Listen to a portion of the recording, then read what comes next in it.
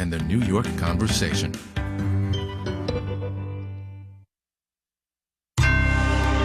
Marketplace is supported by Progressive Insurance, now offering virtual and hybrid employment opportunities. Details at careers.progressive.com.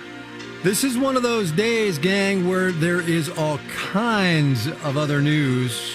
But I'm obliged to remind you, as always, the economy doesn't just stop, From American Public Media, this is Marketplace.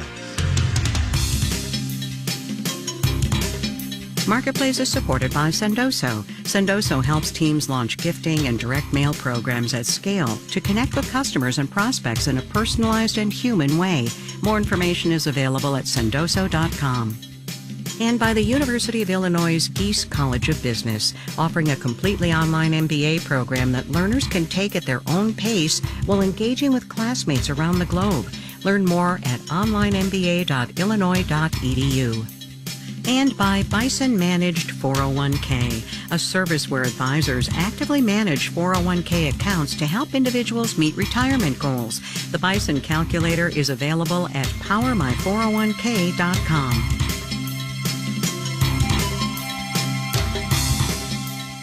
In Los Angeles, I'm Kai Ryssdal. It is Wednesday today. This one is the first day of April. Good as always to have you along, everybody. Well, let's see the oral argument this morning. There's a rocket going to the moon this afternoon, and a speech by the president tonight signifying nobody knows quite what just yet about the war. So while we wait for things to play out, we here are going to stick to our knitting, and we are going to do it with an eye on the calendar. Tomorrow makes it a year to the day since President Trump decided he was going to tariff goods from just about every country on the planet, including, and I am not making this up, a colony of penguins near Antarctica. The Supreme Court, as you know, said the president couldn't do tariffs the way he wanted to do tariffs. So the White House is and has been working hard to find new ways to tax Americans for the imported products that they buy.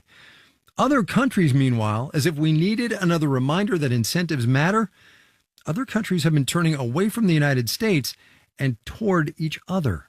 Marketplace's Sabri Benishore gets us going with that. Well, how time flies when you've been throwing global supply chains into chaos. It really has been a crazy year. Ted Murphy is a partner at law firm Sidley Austin. While the U.S. has been putting up its own tariff walls, other countries have been tearing down theirs. And we see it almost every day now, where new negotiations or new agreements are being reached without the United States. Malaysia signed a trade agreement with the UAE. The UK signed one with almost the entire Pacific Rim. Europe has been on a free trade rampage. Finalizing its deal with the Latin American bloc, then inking a deal with India, and just this week signing another agreement with Australia. Scott Lincecum is VP of Econ and Trade at the Cato Institute. Now, you may be thinking, the U.S. has signed a bunch of deals too. Yes, but those deals are very different. For starters, they're not very detailed. Ambiguities mean uncertainty. A vague deal with just a few broad terms. Like Europe has to pay a 15% tariff, but maybe not on pharmaceuticals. We'll deal with that later. Really hides tons of devils in the lack of details. Businesses don't like that. Also, the U.S. tariffs aren't approved by Congress, so they can change literally at any time. The U.S. deals are not in any way binding. Jennifer Hillman is a professor at Georgetown Law. So other countries' trade agreements have brought their companies certainty. The U.S. agreements have brought U.S. companies the opposite. But the big difference is that the U.S.'s deals raised its tariffs. Everybody else's deals lowered theirs, which means, Hillman says, U.S. manufacturers are paying more for their parts, and everybody else is paying less. If you look, for example, at what's happening in the steel industry, the price now of a ton of hot rolled sheet steel in the United States is over $1,000 a ton. The price in the rest of the world is around $400 a ton. Anybody making stuff out of steel in the U.S. is at a global disadvantage. Still, she says, the U.S. has extracted a lot of concessions from other countries. Provisions that we've been fighting for years in terms of getting countries to lower a number of their non-tariff barriers. Like Vietnam easing regulations on U.S. cars, for example. U.S. companies, though, are paying a price for those wins, literally paying tariffs and having to live with a lot more uncertainty. In New York, I'm Sabri Benishore for Marketplace. According to the Yale Budget Lab, the overall tariff rate in this economy for most of last year was 14.3%. That's the highest it has been since 1939. And while we have all been feeling that in one way or another, it's small businesses that have been dealing most directly with the president's tariffs. Ali Trella-Jones owns Bruised Boutique. It's a skate shop up in Nashua, New Hampshire. Something as simple as like a roller skate helmet or a skateboard helmet used to be, when we opened our store, was $35. Now they're almost $100. And I know that after 17 years that we've been in business, that's going to happen. But most of that, I'd say like $60 and above, was in the last year. Profit-wise, it's definitely a lot lower than past years. We've had to absorb some of these tariffs just to be able to sell the consumer something that is reasonably priced. And it's also been challenging on me as an employer. We've had to make sure that we maybe have less employees. We don't have as much cash on hand as we would like. It's also been challenging as far as the mental aspects because, taking out a loan when you're not sure where the economy is going to be is kind of stressful. And, looking towards, am I going to have a business for my employees, or are we going to have to shut down this year? So it's like, those are the kind of things that you start to think about when I've never had to make those thoughts before. Normally we have a 5-year plan, and normally we have a 3-year plan. But right now it's just stay above water, stay above water. That's all we keep saying to ourselves. Ali Trella-Jones, owner of Bruised Boutique in Nashua, New Hampshire. In related news, Bloomberg spotted this tariff tidbit. In a court filing yesterday, Customs and Border Protection said its systems are set up to handle 63% of the refund claims submitted so far. No word on the fate of the remaining 37% of those claims. Wall Street today. War? What war? We'll have the details when we do the numbers.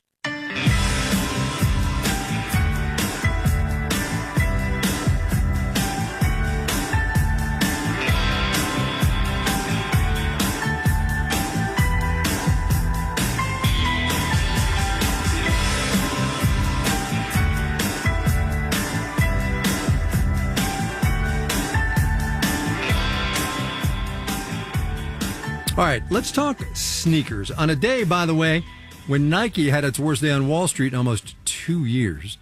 It does seem, though, that there is always a hot sneaker brand. And some handful of years ago, it was Allbirds. The sustainable shoe company went public in 2021, topping out at a market capitalization of more than $4 billion. Now, though, the other shoe has dropped, if you will. Allbirds is going to sell its assets to the brand management company American Exchange Group for just $39 million. And as Marketplace's Kristen Schwab reports, it is not the only direct-to-consumer name from the mid-2010s suffering from slow sales. Direct-to-consumer businesses weren't a newfangled idea when they took off a decade or so ago. Remember, mail-order catalogs came first. But Mark Cohen, former director of retail studies at Columbia, says the internet refreshed the strategy. Anyone with an idea was relatively easily able to present it. In a lot of ways, that evened the playing field. Retail has traditionally been about who you know and what stores you can get your products into. All direct-to-consumer requires is an idea and an internet connection, at least at the beginning. This is the dichotomy between coming up with a brilliant idea and then managing it brilliantly after it's been noticed by consumers. Brands like Glossier and Casper quickly attracted attention from venture capital and private equity. Kevin Mullaney, CEO of the Grayson Company, a retail consulting group, says these investors usually push for fast growth. They're not going to be patient, and they will tend to force bad decisions. Allbirds opened dozens of stores in just a couple of years. Mulaney says most brands do need physical retail to grow their customer base. Warby Parker is one company he says has done this successfully. The problem is a lot of brands were trying to do everything, everywhere, all at once. Meanwhile, the direct-to-consumer space was getting more competitive. There was the pandemic-driven online shopping boom and the rise of TikTok. As more people got onto that, the cost of acquiring customers grew. Allbirds moved into apparel and accessories and tried to become known for more than its washable wool shoes. Jessica Ramirez is co-founder of the advisory firm, The Consumer Collective. It was a great concept, but it hit a ceiling. You can only go so far with concepts like that, unfortunately. A super specific product, it helps a company get noticed. But becoming more than that product is hard. Ramirez says some direct-to-consumer companies get lost in the expansion and lose sight of their core customer. It's not the model that is broken. It's mostly, are you still relevant? Allbirds, once a tech bro staple, lost its cool. I'm Kristen Schwab for Marketplace.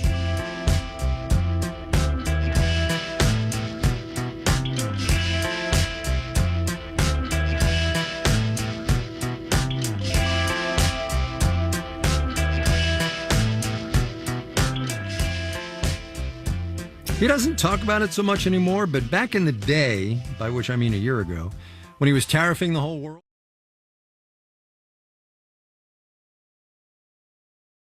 Bank, I got this cash to make. I never put on a cape. Still I got people start yelling and crying and talk about got to these feelings I felt. He told me, listen, I gave you a mission, so all of these feelings is given to me. Then I got. President Trump offered a couple of different reasons why. One of them was to bring back American jobs, specifically manufacturing jobs. We talked to Matt Notowa-Digdo about that idea right after the president's tariffs announcement. Matt is a professor of economics at the University of Chicago's Booth School of Business. And we thought it might be a good idea to talk again a year on. Matt, welcome back to the program. Thanks for having me back. Here we are, a year and a day shy of 1 year since the president's tariff palooza. What, if anything, has changed in American manufacturing? Well, we've got fewer manufacturing jobs than a year ago, which suggests maybe the tariffs weren't having their intended impact. But overall, I would say, the impacts have been pretty minimal. We're not in a recession yet, for example.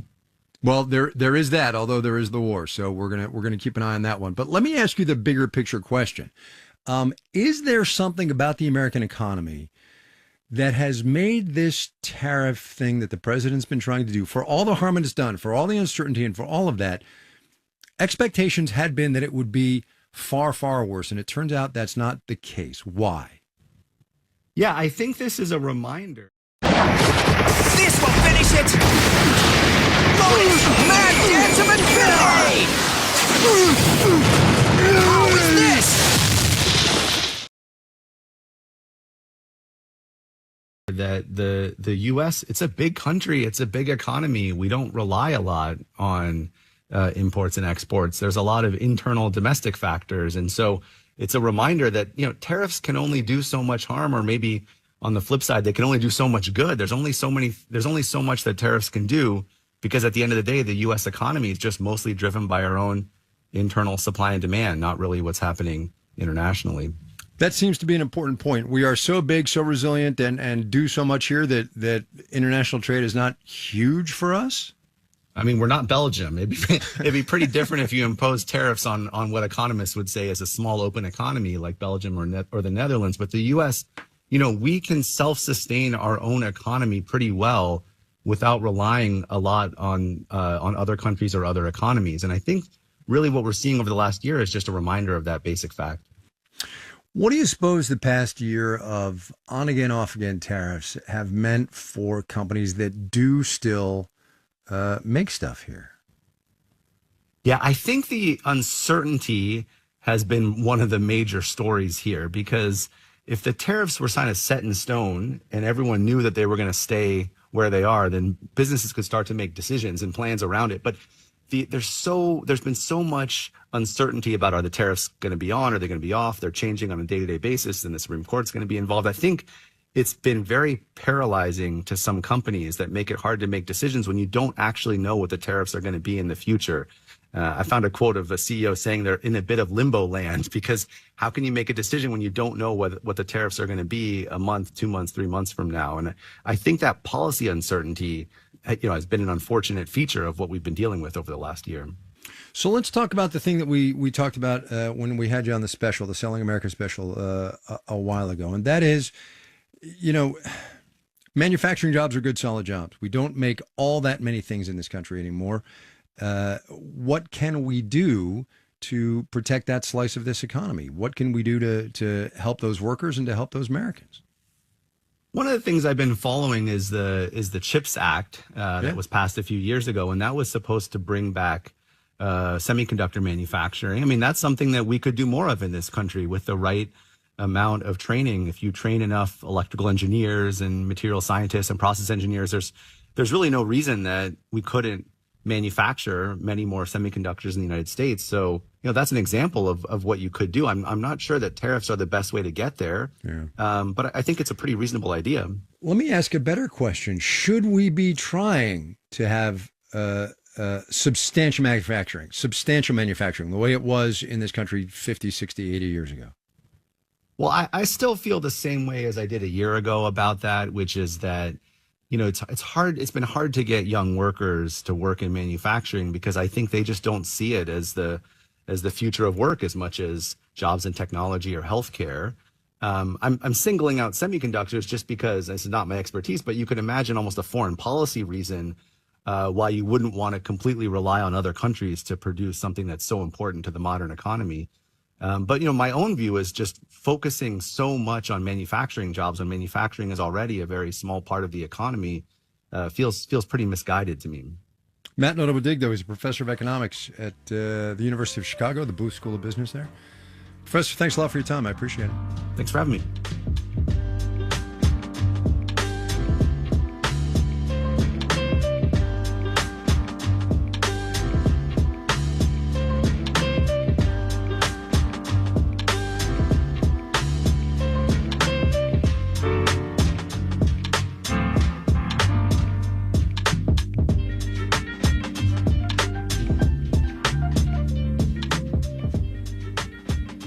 The Trump administration did remove its tariffs on certain commodities back in November, specifically what are called non-domestic commodities, stuff we just can't produce here. Think, in our case right now, bananas, coffee, cocoa.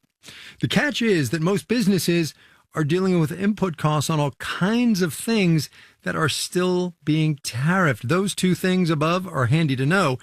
As you hear from Kristen Thalheimer Bingham, she's the co-owner of Dean's Sweets in Portland, Maine. I don't know quite why this is or how this is, but it feels like business is just as hard as ever. And at the same time, it feels like business is harder than ever. If the idea around tariffs is to confuse everyone, I think that's been successful. We're still growing. We're still investing. Our sales are more and more centered around the fourth quarter of the year. So as we approach the spring and summer, that's a little scary.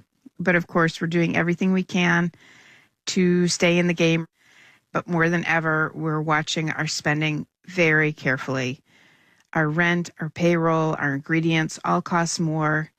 And our sales, truthfully, have pretty much flattened out over the last year.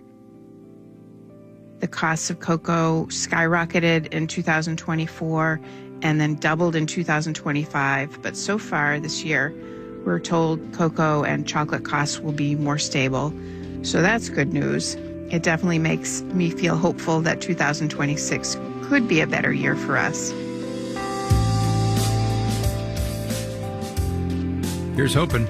Kristen Thalheimer Bingham, she's the co-owner of Dean's Sweets in Portland, Maine.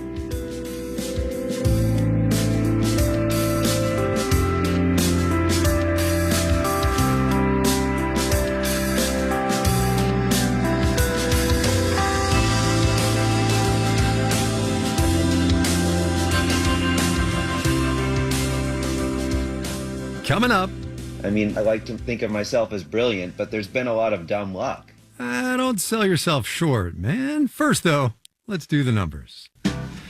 Dow Industrial's up 224 points today, 0.5%, 46,565.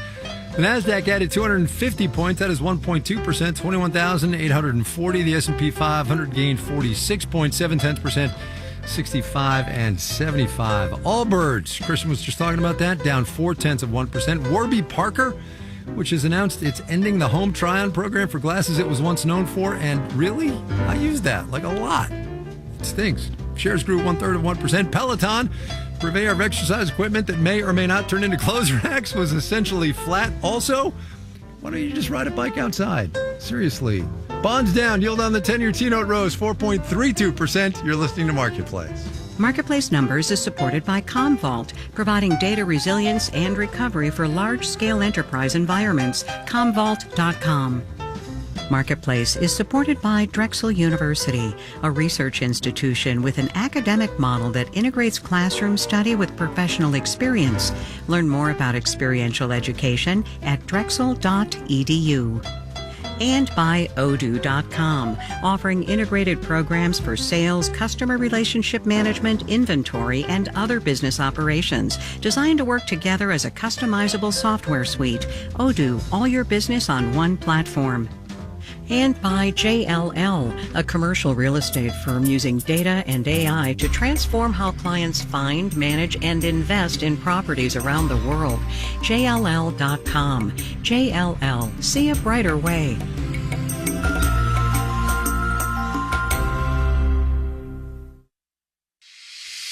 WNYC is built on listener support. Your donation supports reporting from the WNYC Newsroom, NPR, and the BBC. Keeping you informed and connected to events in your community and the world is our commitment to you. Please commit to us with your financial contribution today by becoming a member now. Visit WNYC.org and click on Donate. WNYC support comes from Swan Auction Galleries, with the sale of African American art on April 2nd, featuring selections from the estate of Dr. J. Eugene Grisby Jr. and works by Huey Lee Smith, Romare Bearden, and Elizabeth Catlett. More at swangalleries.com. You're listening to Marketplace on WNYC. In the 7 o'clock hour of All Things Considered, amidst conflicting signals from the White House on the war in Iran, the president addresses the nation tonight on the conflict. We're going to get a preview of that and much more at 7. Stay tuned. This is Marketplace. I'm Kai Ryssdal. Don't look now, but the American consumer just ain't giving up. The Census Bureau updated us this morning on retail sales for February, up 0.6% from January, bucking a trend in declining or flat sales that had seemed to be developing. Careful listeners, though, will have noted that I said these numbers were for February before, everything. Marketplace's Carla Javier made some calls to see what we might be able to learn. 0.6% might not sound like a lot, but Lauren Seidel-Baker at ITR Economics says an increase is fairly good news. Now, I will warn, part of that increase came on higher pricing. So inflation is one component of this. But even if we are to deflate that number, we're seeing real growth. Which, she says, means at least in February, people were out there spending more on goods and services. Though she warns not to read too much into any single month. I'm going to get 1 month of data does not make a trend like tattooed across my forehead, because that really is true. Monthly data, she says, can be exciting to pick apart. But we really want to take a step back and look at the general trajectory of the consumer. That trajectory is looking relatively good, says the National Retail Federation's Mark Matthews. Consumers are willing to get out there and spend despite their weak sentiment about, the economy and, where the country might be headed. He says the sales data and projected Easter spending show that consumers continue to be the shining star of the economy. If we were spending our sentiment, the economy would be in a lot more trouble. If we look at, 2025, almost all the GDP growth came from consumer expenditures. The data show that despite some rough winter weather that might have slowed traffic at grocery stores, consumers still went out and spent, explains Catherine Black at the Carney Consumer Institute. They're being more social than ever, and they're prioritizing that, and they're spending money when they do it. Though even if February was a bright spot, she says, with March and the level of uncertainty. I don't know that it's a sustained bright spot. We'll have to wait and see. Take the war in Iran, for example. While consumers are feeling the effects immediately in gas prices, they might not see other impacts until the second quarter and beyond, according to Rick Miller at Big Chalk Analytics. If you think about the effect on packaging products for food, if you think about the impact on fertilizer, that's not going to affect food prices until later in the year. For now, Miller says the companies he's working with are continuing to focus on pricing and promotions and convincing consumers it's still worth spending with them. I'm Carla Javier from Marketplace.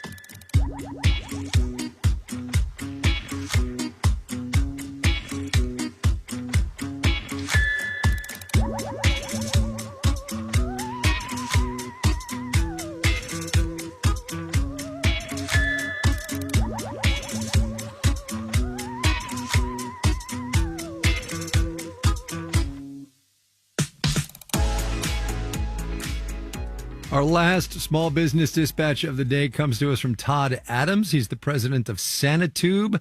That's a stainless steel tubing supplier for food manufacturers out of Lakeland, Florida. We have been talking to Todd over the past year or so as he has tried to navigate tariffs on steel and on Chinese imports that he needs. The nature of our business has not changed. The way that we conduct the business has. I mean, I like to think of myself as brilliant, but there's been a lot of dumb luck. For example, as an importer, when the product arrives in the U.S., whatever tariff policy happens to be in place that day is what this particular shipment is subject to in terms of the duties owed, the tariffs owed. Holding everything else equal, the same, drivers that are allowing for higher demand in our industry, yes, it would have been a better year had there not been the tariff uncertainty, because we'd have more capital that we could use for other things. We wanted to open additional warehouse locations, hire additional workers to, get our product closer to our customers throughout the United States. We had to dial back those plans, at least temporarily, in order to shore up cash for the uncertainty that lied ahead. Prices are up, and they're not up because everybody's greedy. They're up because it's what's called a risk premium. We're paying more, and if we're not, we're buying essentially insurance because we know that tomorrow the tariff landscape could change. Our products, again, are used for food and beverage processing and production. It's directly tied to the prices you pay at the grocery store. So while we've struggled to maintain just the same margin, we're actually passing on huge price increases, that ultimately are paid by the consumer. Todd Adams, he's the president of Sanitube. It's in Lakeland, Florida.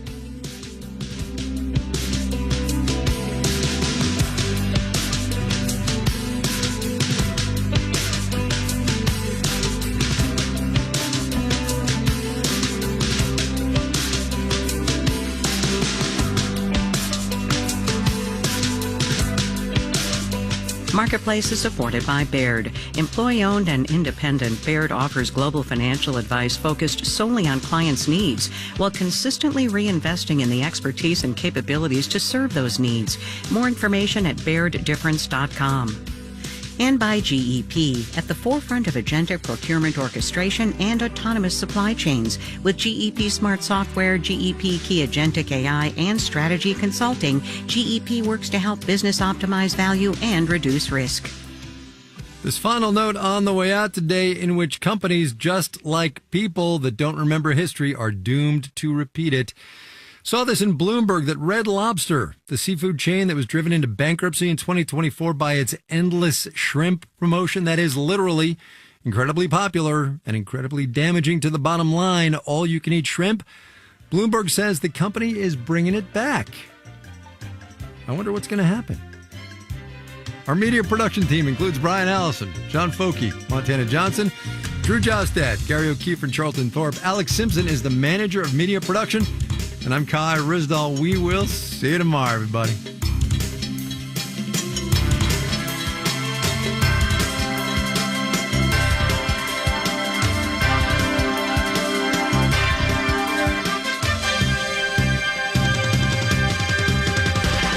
This is 8 p.m. WNYC received